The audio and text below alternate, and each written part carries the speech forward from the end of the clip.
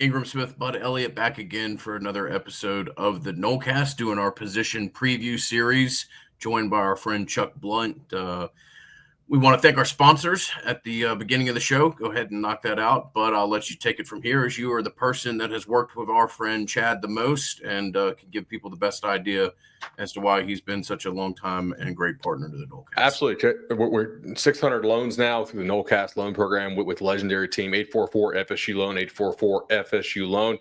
Could 600 Nolecast listeners be wrong? Yeah, sure. Like a lot of us were wrong about last year, but I don't think they're wrong about Chad. I think Chad does a great job for you. 844 FSU loan is the number to call. Proud sponsor, proud partner of the Nolecast. I've used him multiple times. Always going to work and really bust his butt for you, which is kind of all you can ask out of your loan guy. Smart, knowledgeable, wants to work hard, wants to give you a good loan. And if Noles are good, they'll talk to you about that. If Noles are bad, you will certainly hear about that as well. I don't know, maybe they could just be like somewhere in the middle this year, maybe slightly good. And when we'll get to hear some more positive thoughts about these Noles. Also want to tell you about Congruity. Congruity HR Solutions does a great job.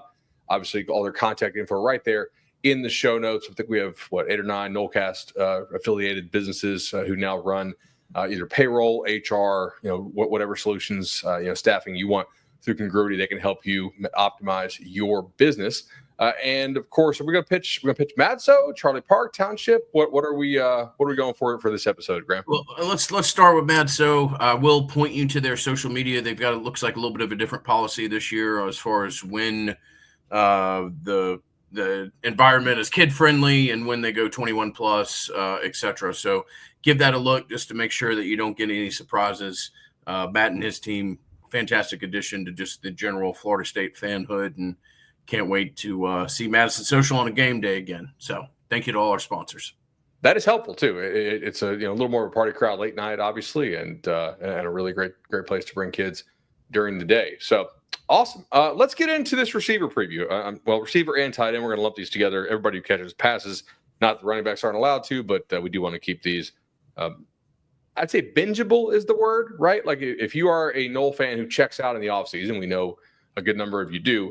And I don't really blame you after last offseason, to be honest. There's a lot to catch up on, and I'm more optimistic about this team than how last year's team finished. Let's go ahead and get into this. So how do we think receiver is going to be utilized differently in this Gus Malzahn offense? To me, when I start thinking about this, what does our play action, non-play action breakdown look like? How many, I don't want to say real routes, non-real routes, but how often is a receiver in this offense truly going to be asked to get himself open versus screens, RPO stuff, and hard play action where there's something else maybe helping the receiver to get open as opposed to just his route running and elusiveness ability there. I kind of think, how many true dropbacks do you think we're going to see without the benefit of a screen or RPO or play action? I mean, based on Gus's numbers, you would expect no more than probably 26 or 27 pass attempts. That's not counting sacks. That's actual, I'm going to throw the ball and it's either going to be caught or hit the ground. So I wouldn't expect, it's not going to be 30 plus like the old Jimbo days or anything like that. And I don't even think it'll be as often as we saw JT set back and throw in 22 and 2023. I think that makes sense. And it's also going to be kind of game state dependent, right? Mm-hmm. If you are up big in the game, you're probably not going to see 26 passes. I know earlier in the offseason, we kind of went over the numbers of Gus at UCF when he had to throw more than a certain number of passes. The results were typically awful. Mm-hmm. But at the same time, that's kind of like tail wagging the dog, right? Like you're throwing probably because you're down that much. I don't think Gus in his wildest dreams would ever say, especially not with a quarterback like JRP, John Rex Plumlee, or like a Castellanos. Yeah, we're going to get him. We're going to chuck the ball all over the yard. It's just not what you do when you're putting together your team, I don't think. So, yeah, I think fewer passes per game than you're used to throwing. And so much this is predicated on the run game. You have to kind of think that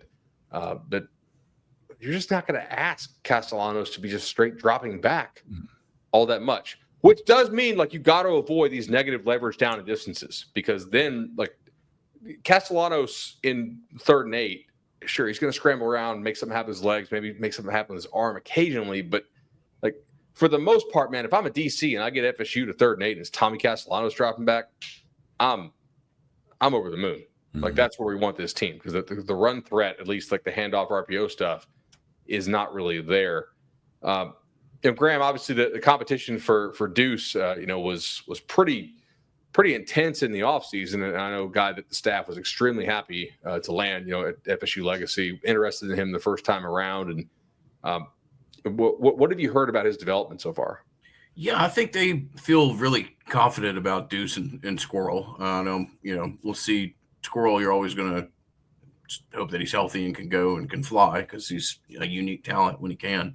But yeah, to kind of answer your how we open this, I mean, those are the two pieces that they feel particularly good about this position. It's really going to be a matter of, and honestly, I'm not trying to force this. I think this is an overall theme of our position preview. Do some of these highly regarded recruits that you signed 2 years ago or 3 years ago start to step up? Does LaWayne McCoy become option number 3? That was a I don't know, combative's not the word, but I mean, that you fought a lot of different places, people and places to get LaWayne here. That's a guy that, you've got to start to see signs of that. But I do think that, Landon Thomas is kind of another guy that you can put in that. I think Pittman's a really good fit for this offense, obviously familiar with the scheme. A lot of the things that you're going to do, I think, off play and play action and boot and other stuff is going to be great for Pittman.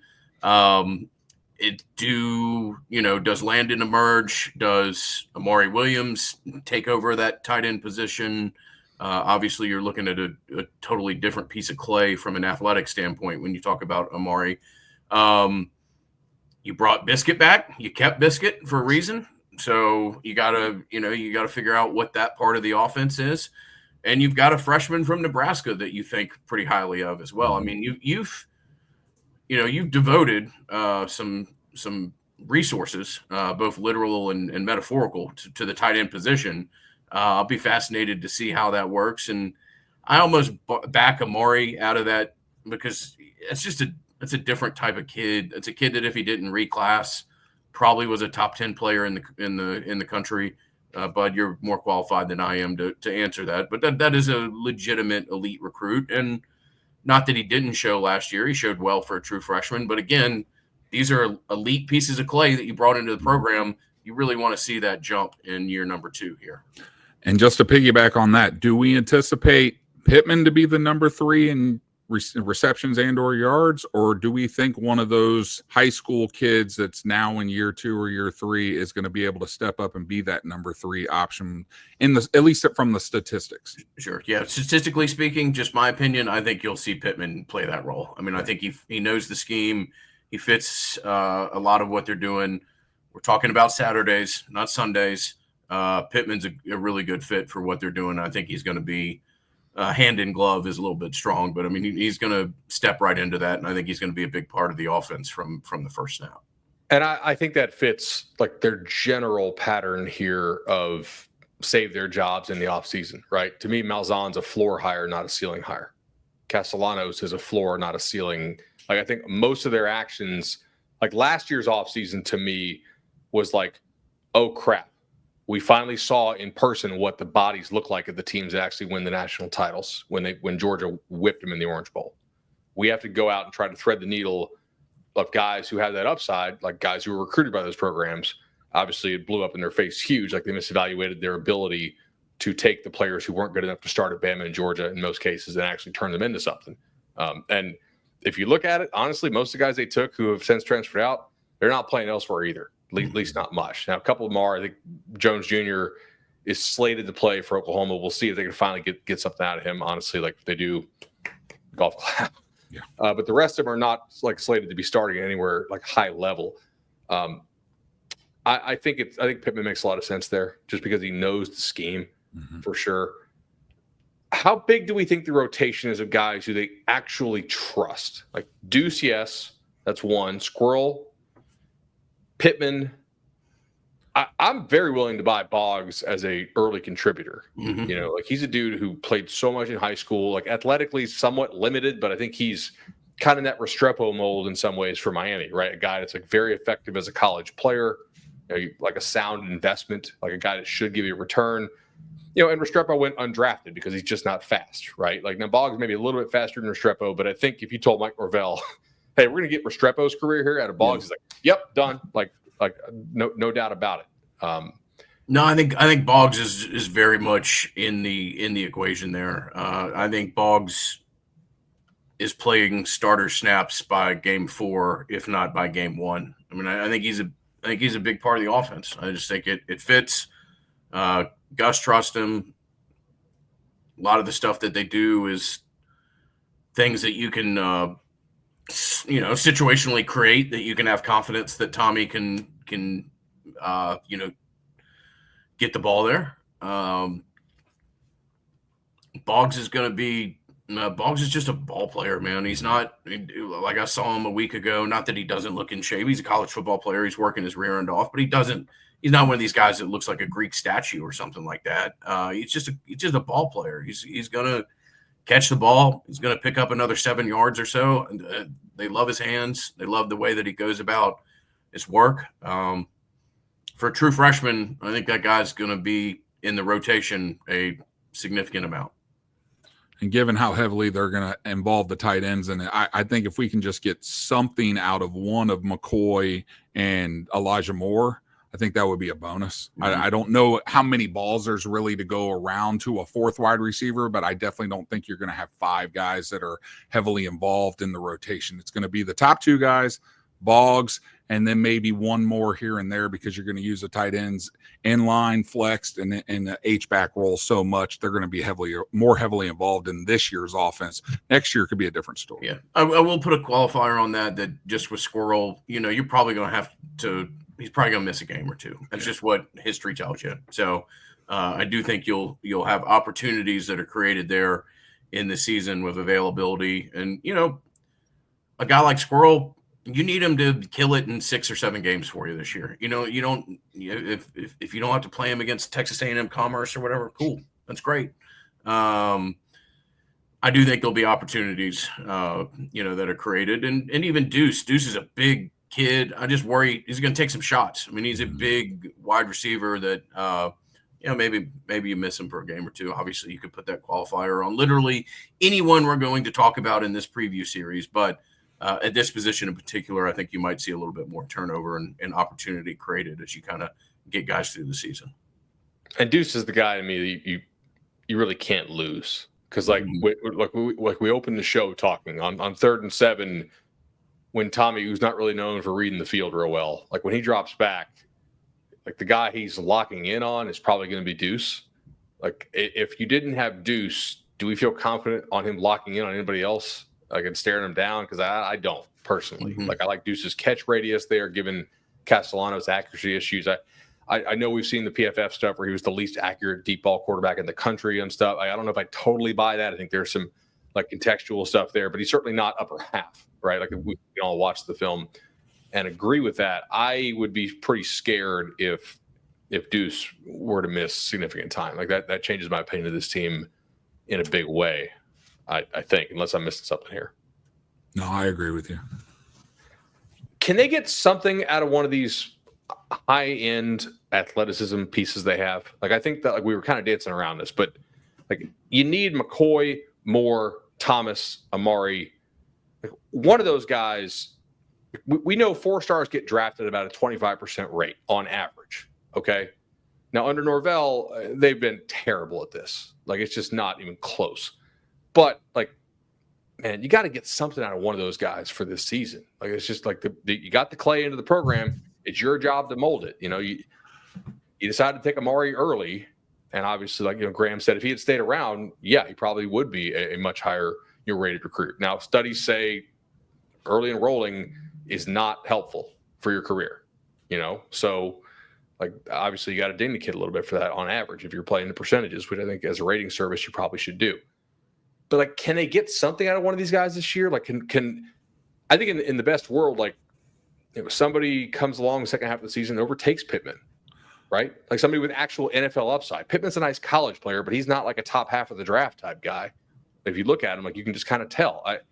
They need one of these dudes with like high end potential to step up if this offense is going to take a jump, at least to my eye. Given the different skill sets McCoy and Moore bring to the table, which is more beneficial for this offense to try to hit its ceiling?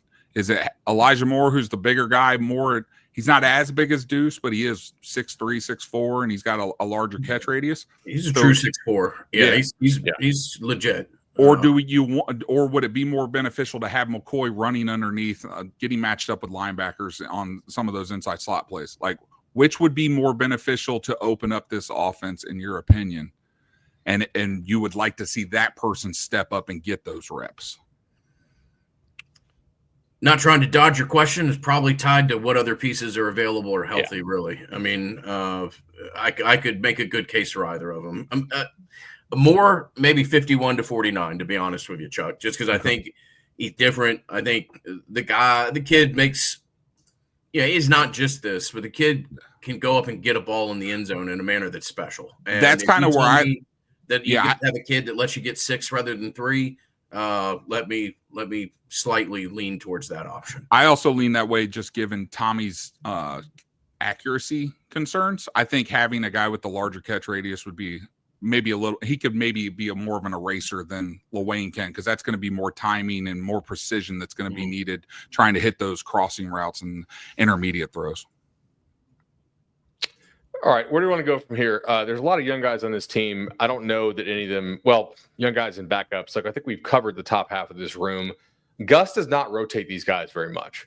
I think that's A, he likes to ride his studs, and B, you don't really rotate guys in the middle of a series if you're going tempo, and Gus clearly wants to go tempo. How much Mike will let him go tempo is I guess, TBD until we see him on the field. Like, do you want to talk Blackwell, BJ Gibson, Tayshaun Gelsey? I mean, Chase Lofton, I feel like long-term, there definitely could be something there. I don't know how much he's going to play this season as a true freshman tight end, but they love him. I mean, they love the tight end room. Again, they brought in a lot of pieces. It'll be fun to see how they try to use it and how they develop it over time. Look, I think BJ Gibson is a really good athlete. I think he's a kid who could probably professionally play baseball if he just wanted to do that. I do think that, the light is continuing to come on there. It wouldn't surprise me if Gibson doesn't emerge as the year goes on. There are some times in practice. I haven't been to many practices. But BJ Gibson can stand out. Gibson does things that you realize, that's a pretty plus level athlete. Mm-hmm. Not somebody that, has 6'3" or something like that, but a good player that I think of the kind of fringe guys, and I'm even hesitant to label him that, but that's probably the piece that I could see emerging the most out of that kind of classification of player. But all right, how would we rate this room?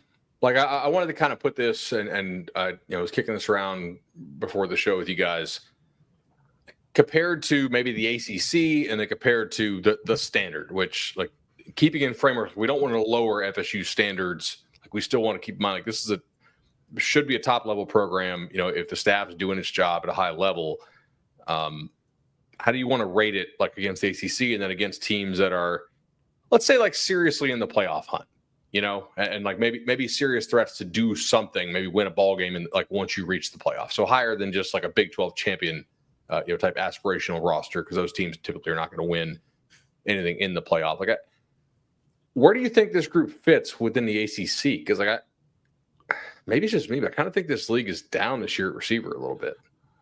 It's probably middle to upper half. I wouldn't put it in the probably top 4, but I think it's 5 through the 7 or 5 through 8 range probably makes the most sense. I think so. I mean, it's not Clemson. Right. Would you take Georgia Tech's room over it, Bud? Not after the loss Singleton. I don't think so. Yeah. Now, look, depth does scare me here. Yeah. Right. Like, I don't know if you had to throw McCoy and Elijah in the lineup, like, how much do you really trust them? We're using the word hope a lot here. They have bodies who are athletic. Can you coach these guys up? I guess we're waiting to see on that. Would you take Miami's? I guess if Lofton is truly what they say he is, that'll be an interesting one to watch. Like, if he's like the best tight end in the league by far, then the odds that you get something out of Trader, Marion, and LSU kid, by the way, of Liberty, Daniels, is probably pretty decent. But I mean, I like the Deuce pickup, and if Squirrel's actually like healthy, I think you got to be optimistic about that.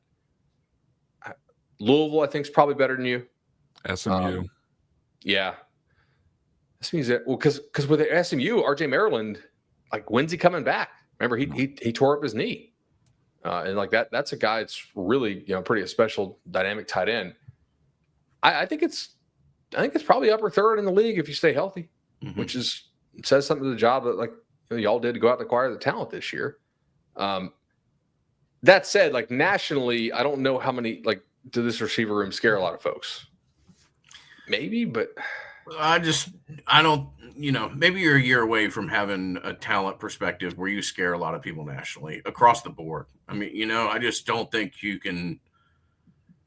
That's going to be a disappointing benchmark to apply to a lot of this. And it's just, to an extent, it's a fair criticism because you're as many years into the system as you are. But also, you did go 2-10, and you were going to struggle to pull a lot of super elite pieces out of the portal because of that. So maybe in a year, even organically at some of these positions, tight end being one of them, in a year or two, dude, you should have one of the top 10 tight end rooms in the country if these are the pieces that you're bringing in and developing. I mean, this is a group that should only continue to go up with Lofton, Thomas, and Williams. Those are all three premium pieces. So let's see what happens and what the developmental track looks like there. Yeah, you need to be getting like one stud out of that group and another consistent starter. Like, and one bust is probably a reasonable expectation.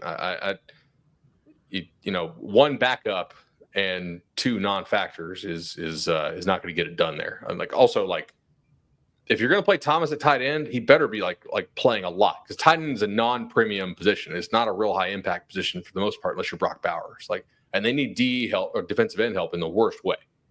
So like, I'm like, dude, if you're going to play him at tight end, like, you're talking about Amari. Yeah. Sorry. Yeah. Yes. I said Thomas for a second. Excuse me. Yeah. Like, that's. I don't know. Yeah, no, there's no comparison between tight end and defensive end, positional impact or whatever else. So yeah, if that's where you think that elite piece of clay goes, I'll tell you, just from being around him, I think Amari Williams gets drafted at somewhere. I mean, just the genetics, the frame, and he's still so young that he's going to continue to develop that a lot. But I don't know, man. I'm not a coach, not my decision. I have mixed emotions about trying a kid like that on both sides of the ball at this point in his career. I think you need to find yourself at a position first and then kind of do that. But that's just me talking out loud. But no, Amari's a super special player who will, probably play pro ball at some point in time. Awesome. All right, let's wrap this, and I'll see you guys on the flip side for the running back preview.